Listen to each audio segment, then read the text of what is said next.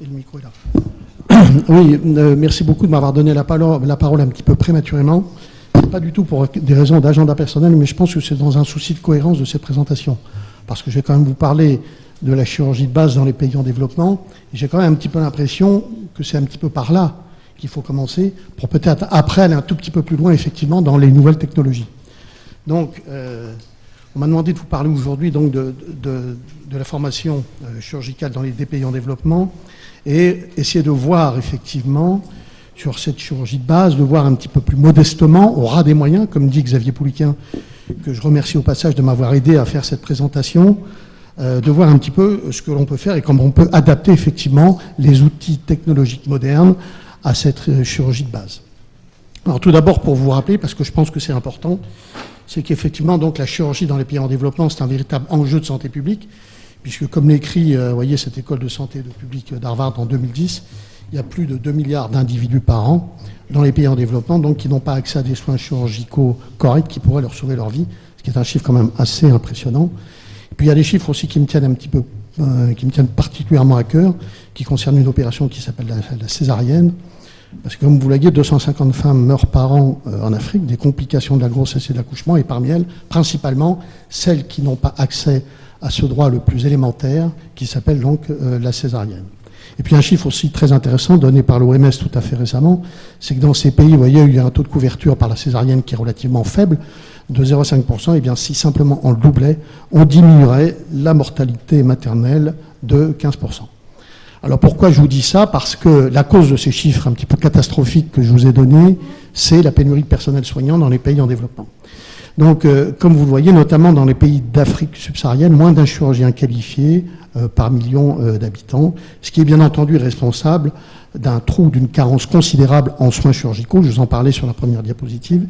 Et quand même savoir que cette carence en soins chirurgicaux représente au plan médical la première cause de maladie, toutes maladies confondues en Afrique, et y compris le paludisme, contrairement à ce qu'on pourrait croire.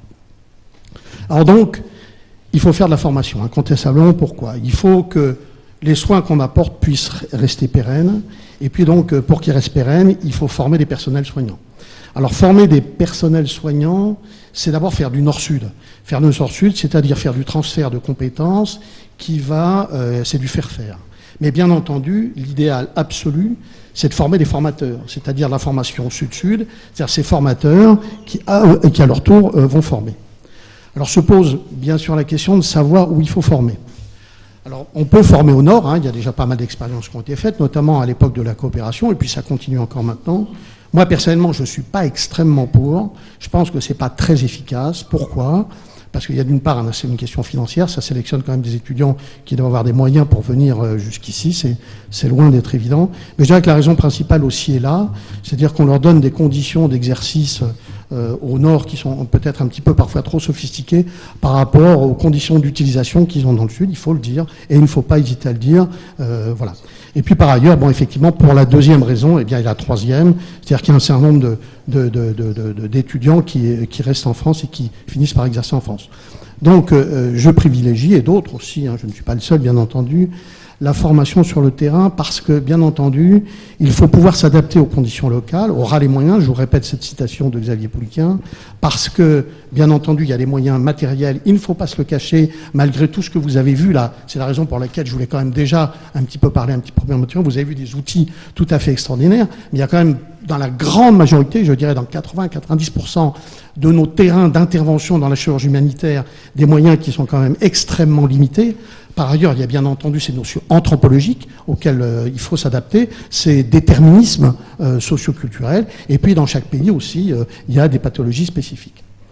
Alors, savoir, une fois qu'on est sur le terrain, il faut bien entendu savoir à qui on s'adresse et comment on les forme. Alors, il y a d'une part cette formation dans les hôpitaux de district, ce sont des hôpitaux de brousse, donc ces hôpitaux qui sont quand même relativement démunis en matériel, en ressources humaines, et là bien entendu, on forme essentiellement des médecins généralistes et des infirmiers à une chirurgie basique, très basique, urgente, qui sauve, je vous ai parlé de la césarienne, mais d'autres, les abcès de tous ordres, les hernies, étranglés, appendicites, etc.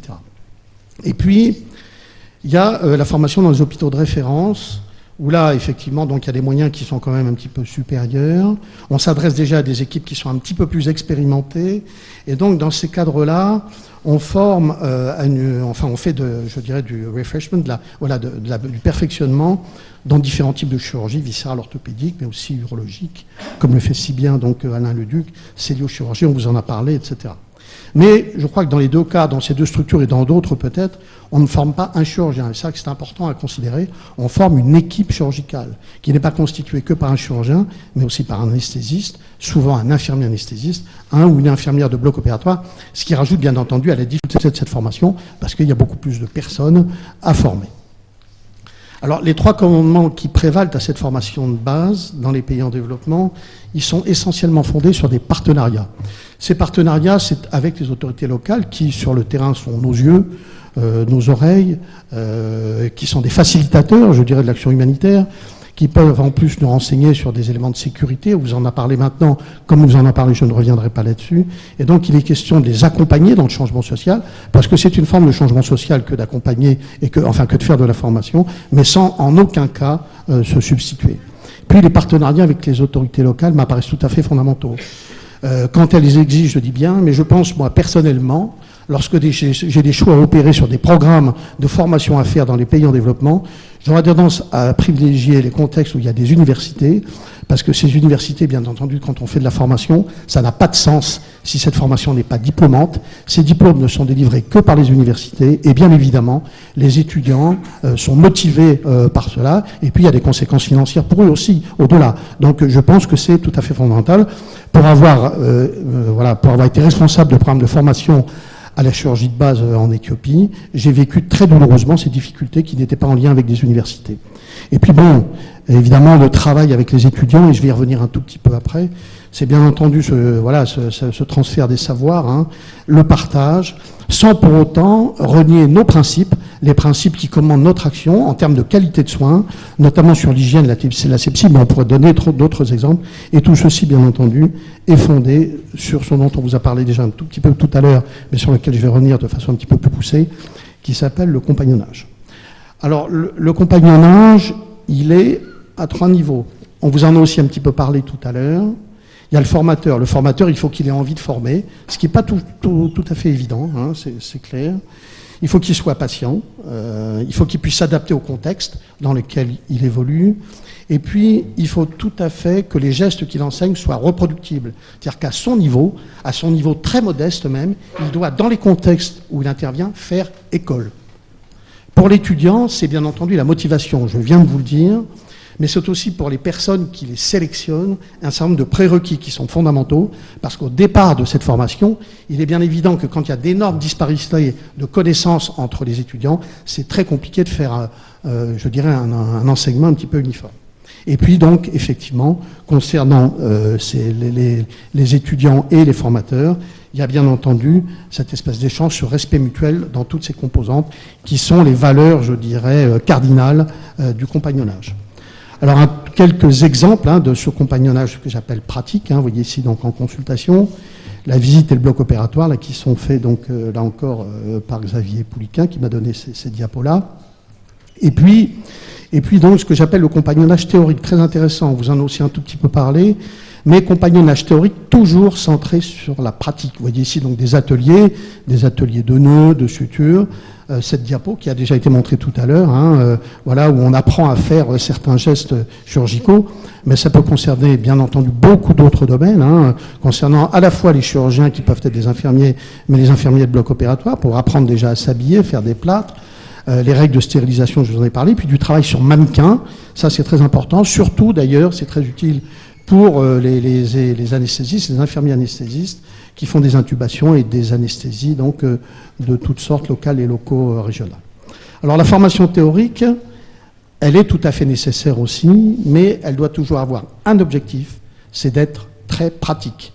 C'est-à-dire que les cours doivent être interactifs. Ça peut même être, pour ceux qui ont plus de difficultés, des entretiens, des briefings, comme on dit, pour être un petit peu à la mode. Et je me permets de vous conseiller ce livre, qui est un manuel qui a été rédigé donc par les chirurgiens, pas que les chirurgiens, tous les acteurs, infirmiers de bloc et anesthésistes de chirurgie solidaire. Chirurgie solidaire, c'est une association, on ne vous l'a pas dit, mais donc qui fait exclusivement de la formation dans les pays en développement, Et donc, ces acteurs donc, ont rédigé ce manuel, qui est un manuel très pratique, francophone, et qui est bien pratique sur les terrains. Mais par contre, je crois que là, il faut se sortir du modèle de nos corps magistraux, qui dans ces contextes-là n'a aucun intérêt, si ce n'est remplir par un polycopier un fond de tiroir qui va vite voilà, mais qui ne sert, de mon point de vue, vraiment pas à grand-chose. Alors on avance un tout petit peu dans le moderne, je dirais. Vous voyez que même sur le terrain, sans même traverser les continents, dans là où on est, là où on travaille, bien entendu, ces salles d'opération sont souvent un peu petites pour pouvoir faire de la formation, même par-dessus l'épaule, pour ces chirurgiens qu'on va former. Et donc, on peut faire déjà, dans une salle à part, de la vidéotransmission d'opérations en live qui sont faites dans la salle d'opération à côté. Alors, on continue d'avancer un tout petit peu vers les technologies nouvelles. Alors, révolution numérique, oui, non, donc au service de la formation chirurgicale. Et je pense que c'est important qu'on sorte ou qu'on reste dans le fantasme. Personnellement, je suis tout à fait d'accord pour rester. Et pour qu'on parle un peu de notion de réalité. Alors tout d'abord, sachez que révolution peut-être, mais l'idée n'est pas si nouvelle, hein, notamment chez les militaires, chez les marins, et notamment ceux des sous-marins, puisque de longue date, il y a de la télémédecine marine où ils apprennent à faire des gestes de base à distance. Donc ça existe déjà. Et puis il y a peut-être un institut qu'un certain nombre d'entre vous connaissent. Je crois qu'il y avait un chirurgien militaire qui était venu une fois parler à l'Académie de ça. Il y a cet institut de médecine tropicale du Pharo qui apporte des éléments modernes de chirurgie de guerre qui sont tout à fait intéressants. Et ça date depuis plusieurs dizaines d'années. Alors j'en viens maintenant un petit peu à la question posée aujourd'hui, mais je pense qu'il était vraiment indispensable de vous parler de la chirurgie de base dans toutes ses composantes classiques pour voir si un petit peu on ne peut pas aller plus loin. Alors je crois que concernant donc la télémédecine et l'e-learning, oui, certainement c'est pour la formation pratique à ces gestes de base et à ces ateliers. Je pense que ça peut tout à fait se faire à distance, c'est extrêmement intéressant. Je pense, et là je ne reviendrai pas sur le topo passionnant que vous a fait Eric là à l'instant, mais je pense que c'est particulièrement adapté à l'imagerie, vous l'avez vu là pour l'échographie, vous avez tous été comme moi un petit peu impressionnés. Je pense qu'il y a d'autres domaines où on peut l'inventer, mais je pense que ça me semble tout à fait adapté. Alors non, et je vois qu'il y a des gens qui ont parlé ici de l'école de Strasbourg. Je fais partie moi-même d'un service qui est très avancé sur la chirurgie hépatique robotique. Mais enfin bon, quand on parle de compagnonnage de proximité, il y a une relation fusionnelle de proximité de l'un par rapport à l'autre, sur un certain nombre de partages. Et ça, pour ça, il n'y a aucune représentation virtuelle de mon point de vue. Et je pense que la chirurgie s'apprend aussi dans le sang, les larmes et la sueur, comme le disait donc Churchill aux Communes en 1940. Alors l'enseignement théorique par ces moyens numériques modernes, oui je pense, je vous rappelle que je parle de la chirurgie de base, je ne suis pas dans des chirurgies hyper spécialisées, pour replacer ça dans le contexte. Je pense que oui c'est très important parce que là par contre on est vraiment dans le fantasme, c'est-à-dire que on va vers, c'est-à-dire qu'on est téléporté vers, donc vous imaginez ce que ça représente pour nous, donc l'idée déjà en elle-même est absolument magnifique, et je crois que c'est très intéressant, effectivement, et on l'avait déjà pressenti de longue date, pour, à distance, partager des diagnostics, partager des indications opératoires, mais là encore, j'insiste particulièrement sur ça, parce que la révolution numérique ne doit pas nous éloigner de ces principes fondamentaux de la formation de base, qui est qu'elle soit interactive, et en aucun cas, je le pense, magistrale. Donc voilà, j'en termine, pour vous dire que la formation à distance, certainement, en sachant qu'il y a un équilibre un petit peu difficile à trouver entre ce qui peut être fait à distance, entre la formation à distance et ce qui ne peut pas être de la formation à distance, dont je vous ai parlé. Puis j'aime bien citer Paul Valéry, qui est un écrivain, un philosophe, un historien que j'aime beaucoup. Vous voyez comment il parle du chirurgien, plutôt pas mal. Il dit que s'il doit être qualifié d'artiste, c'est que son ouvrage ne se réduit pas à l'exécution uniforme d'un programme d'actes impersonnels. Et je pense que là, nous sortir effectivement de nos modèles habituels répond tout à fait à ce que dit Paul Valéry. Je vous remercie. Nous allons demander à Patrick Guyon d'assurer le commentaire. Merci. Je pense que ces deux communications sont complémentaires. Dommage qu'elle n'a pas été inversée et que le docteur Pascal n'ait pas parlé en premier et puis après le docteur Chesson. Mais effectivement, le compagnonnage est sûrement encore actuellement ce qui est le plus important dans la formation humanitaire. Et dans les années qui viennent, mais peut-être pas encore tout de suite, c'est l'e-learning qui va probablement prendre le pas, mais surtout dans le cadre des examens complémentaires, peut-être beaucoup moins dans le cadre de la formation compagnonnage. Il y a des questions dans la salle ?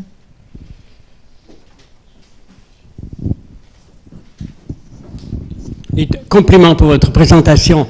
Ma question est sur les simulateurs. Vous n'avez pas dit un mot des simulateurs. Quelle est la place, à votre avis, des simulateurs, qui sont peu coûteux finalement? Permettez-moi de vous dire que je n'ai aucun avis. Je ne sais pas. Mais peut-être quelqu'un peut répondre à ma place. Hein. L'avis sur la simulation, qui a eu une expérience de la simulation, des simulateurs en tout cas, en Afrique? Non. Question de la salle sur l'exposé de Gérard Pascal, hein? Philippe. Ah oui, moi je voudrais vous féliciter de cette communication qui, à mon avis, est très proche de la réalité. Les mots sont vrais, justes. Vous avez en filigrane fait une relation, comme l'a dit le précédent orateur, avec le développement socio-économique des pays. La chirurgie ne peut être développée qu'en fonction de ces développements socio-économiques qui sont variables. Je prends le cas de l'Afrique subsaharienne, qui sont variables d'un pays à l'autre, avec quand même une moyenne très basse. Je crois que effectivement, la chirurgie doit être envisagée dans deux sites. Le site, ce que vous avez dit, les hôpitaux principaux et les hôpitaux de périphérie, avec des niveaux d'enseignement dans le fond et dans la forme complètement différents. Merci. Vous voulez ajouter quelque chose? Pardon. Ah, bon. Vous avez fait référence au pharo. Effectivement, je pense qu'en l'espèce, on peut admettre que nos collègues, vos collègues aussi, puisque nous le connaissons tous, ont un petit peu été des précurseurs dans tout ce que vous avez dit, et mis au point des équipes dans lesquelles ils transmettaient leur savoir, et de façon verticale dans un premier temps, puis horizontale ensuite, puisqu'ils formaient des gens qui faisaient eux-mêmes ensuite les techniques opératoires, même si elles étaient quelquefois assez simples. Mais malheureusement, le pharo n'existe plus. Vous le savez. Oui, oui. Et nous sommes quelques-uns ici à déplorer sa disparition qui était prémonitoire de celle sans doute du Val-de-Grâce, et ça n'est sans doute pas fini. Tout à fait. Vous avez fait référence aux sous-marins. Je me suis occupé de la formation des médecins des sous-marins nucléaires pendant une vingtaine d'années. C'était une expérience très intéressante, car c'était prendre des jeunes médecins thésés, juste thésés, n'ayant aucune formation chirurgicale, de façon à ce que, sans rompre la dissuasion, c'est-à-dire en isolement extrême, sans que le sous-marin nucléaire sorte, ils puissent prendre en charge un certain nombre de problèmes chirurgicaux. Ce qui m'a paru très intéressant dans cette formation, c'est le compagnonnage. Le compagnonnage, cette formation, moi je les avais pendant 2 ans à ma botte, donc le compagnonnage, de façon à leur donner le maître mot, c'est confiance en eux. Parce qu'ils sont seuls. Et en Afrique, le chirurgien qui est isolé dans un hôpital périphérique au fin fond de la brousse ou du Sahel a besoin d'avoir confiance en lui. Donc, compagnonnage égale confiance. Et confiance est nécessaire. Le mot confiance. Mmh. Mais là, je reviens sur ce que vous dites, évidemment, qui me semble très bien. Parce que le compagnonnage, finalement, on y est tous très attachés, parce que nous-mêmes, ici, dans cette salle, sommes tous le fruit d'un compagnonnage, d'école ou d'autres, mais d'un compagnonnage. Donc c'est dans nos gènes. Donc effectivement, ça nous appartient. Et simplement, ce que je ne vous ai pas dit là, mais que je voulais un tout petit peu préciser, c'est que je crois que ces interventions dans des contextes difficiles nous invitent à un petit peu de modestie. C'est-à-dire que je pense qu'il faut, et c'est pour ça que je tiens beaucoup à ces gestes de base, que je ne connais pas trop. Moi, j'ai une formation plutôt spécialisée, Mais ces gestes de base m'apparaissent tout à fait fondamentaux parce que c'est par là qu'il faut commencer de mon point de vue et pas mettre la charrue avant les bœufs. Alors après, il y a effectivement des outils de technologie moderne qui vont être indispensables, qui sont tout à fait extraordinaires, mais faisons attention de ne pas mettre trop de précipitation aussi dans ces évolutions. Voilà. Merci Gérard. On va donner la parole à Patrick Guyon.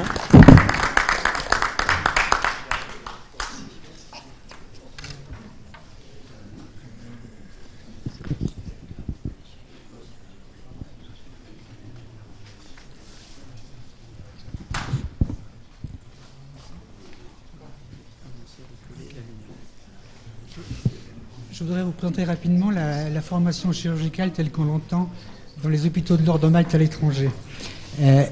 La problématique est très différente. La problématique est très différente de celle que nous avons évoquée précédemment, car nous connaissons l'endroit dans lequel nous allons faire cette formation, puisque ce sont dans les hôpitaux de l'Ordre de Malte à l'étranger.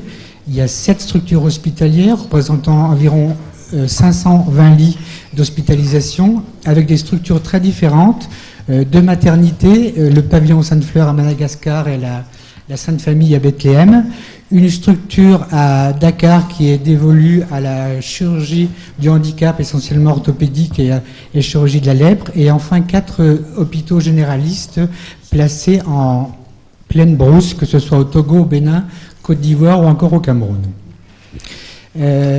Si l'endroit est connu, si les personnes que l'on va former sont connues, puisque ce sont les médecins qui travaillent au sein de nos hôpitaux, par contre, les modalités de cette formation est encore à l'épreuve. Nous avons pendant de nombreuses années reçu des chirurgiens en France afin de bénéficier d'une formation. Nous savons qu'actuellement c'est de plus en plus difficile et en plus ça ne correspond pas du tout au milieu dans lequel ils vont évoluer par après. Nous privilégions actuellement des missions nord-sud avec des experts français ou francophones qui vont dans nos structures médicales à l'étranger et de plus en plus des formations sud-sud, comme vous le voyez là en Asie du Sud-Est, en haut à droite, où des chirurgiens vietnamiens formés il y a une dizaine d'années ont formé ces dernières années des chirurgiens cambodgiens et laotiens, essentiellement dans le domaine de la chirurgie de la lèpre, que ce soit chirurgie restauratrice, chirurgie de la main ou encore chirurgie plastique. Parfois, on peut bénéficier de la géographie qui est satisfaisante, comme la proximité de Madagascar avec la Réunion, et notamment du CHU de Saint-Pierre. Donc, du point de vue, je dirais historique, les premières formations ont été effectuées donc il y a une dizaine d'années. Des chirurgiens vietnamiens qui sont venus se former en chirurgie plastique, en chirurgie de la main en France, puis qui à leur tour donc ont fait bénéficier leurs confrères asiatiques, cambodgiens et laotiens de la formation qu'ils avaient eue en France. Ce transfert de compétences a donc d'abord été nord-sud et puis après sud-sud. À Bethléem, la structure hospitalière qui actuellement donne la vie à 3600 enfants par an et permet donc à la Palestine d'avoir des structures de référence. Les missions sont certes, je dirais, saccadées par l'aspect sécuritaire. Nous avons un board médical pour moitié anglo-saxon, pour moitié francophone, essentiellement belge et français, avec des professeurs de gynécologie obstétrique, mais aussi de néonatologie, d'anesthésie-réanimation, qui viennent périodiquement faire de la formation continue, tant en chirurgie laparoscopique, actuellement, et où on pratique de manière assez courante les hystérectomies céliopréparées, ou encore la chirurgie pelvienne par voie basse. Un hôpital qui est un hôpital de brousse, c'est l'hôpital de Njombe au Cameroun, à 2 heures de route de Douala, où j'ai mis en place il y a maintenant 2 ans une chirurgie laparoscopique, comme nous l'avons dit tout à l'heure, essentiellement gynécologique. Nous, c'est plutôt 90-95% et 5% de chirurgie viscérale, que l'exposé qui a eu lieu auparavant. Je pense que ce qui est très important, par contre, c'est d'adapter la formation à la fois aux nécessités, je dirais, de l'environnement de ces hôpitaux, et non pas à vouloir à tout prix imposer une formation qui n'est pas indispensable ou qui ne correspond pas aux besoins sanitaires. Du point de vue formation, je pense que ce que nous avons fait de plus abouti, c'est ce qui est fait actuellement au centre hospitalier de l'Ordre de Malte Dakar, que beaucoup connaissent, en particulier le médecin général Minet. Ce centre hospitalier de l'Ordre de Malte, qui autrefois était dévolu à la chirurgie de la lèpre, du moins à la léprologie, s'appelait l'Institut de léprologie appliquée de Dakar, a été transformé en 2010 de manière à être consacré de manière plus générale à la chirurgie du handicap locomoteur, en conservant sa caractéristique lèpre, mais également en développant d'autres aspects. Comme vous le savez tous, tous les traumatismes frais de la main sont le plus souvent laissés pour compte du fait de l'afflux, notamment actuellement de la traumatologie routière, et il y a de plus en plus de séquelles de ces plaies ou de ces traumatismes fermés au niveau de la chirurgie de la main. Donc nous avons mis en place, grâce au docteur Chaise, qui est l'ancien président de la Société française de chirurgie de la main, un système de formation, non seulement pour les 2 chirurgiens orthopédistes qui sont actuellement au CHOM, mais également pour l'ensemble des internes du DES de chirurgie orthopédique de Dakar. Alors je pense qu'effectivement c'est ce qu'on fait de mieux actuellement, parce que les dossiers sont envoyés au préalable au docteur Chaise par e-learning, enfin disons par Internet, pour rejoindre la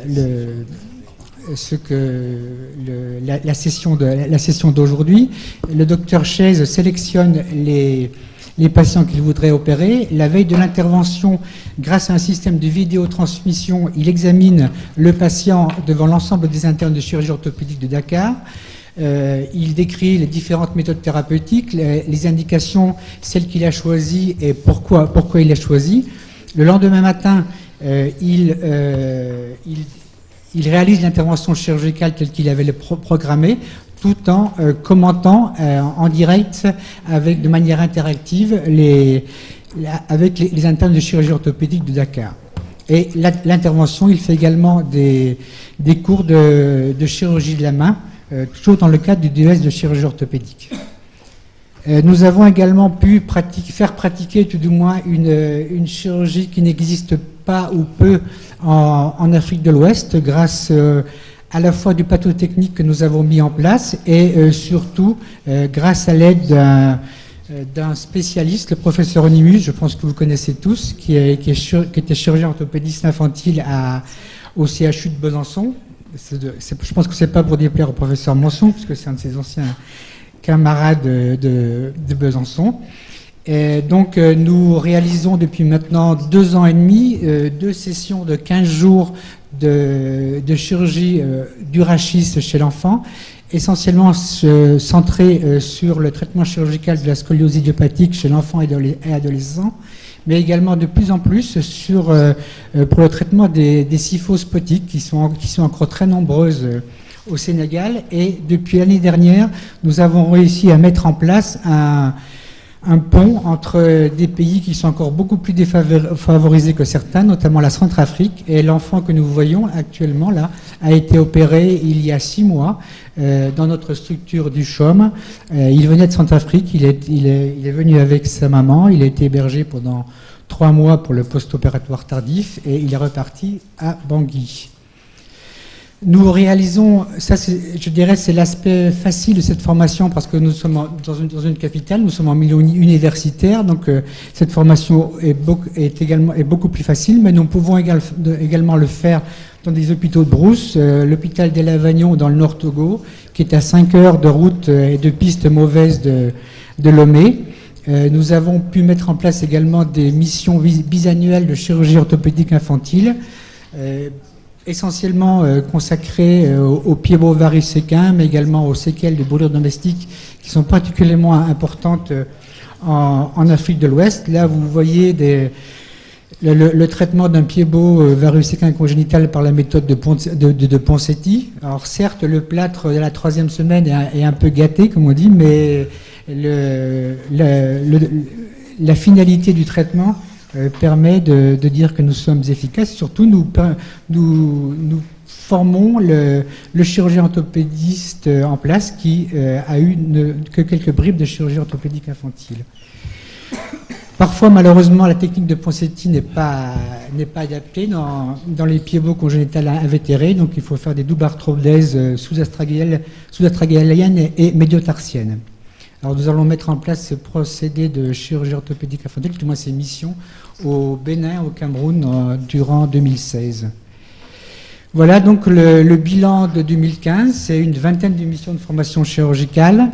Dans le domaine de la lèpre, mais ça fait déjà longtemps que nous avons mis ça en place depuis 10 ans. Maintenant, c'est uniquement des missions de supervision de ce que font actuellement nos confrères d'Asie du Sud-Est, en gynécologie donc à Bethléem, en chirurgie laparoscopique au Cameroun, au rachis, essentiellement la chirurgie rachidienne chez l'enfant au Sénégal, également en mission de la main et en chirurgie orthopédique infantile au Togo. Je vous remercie.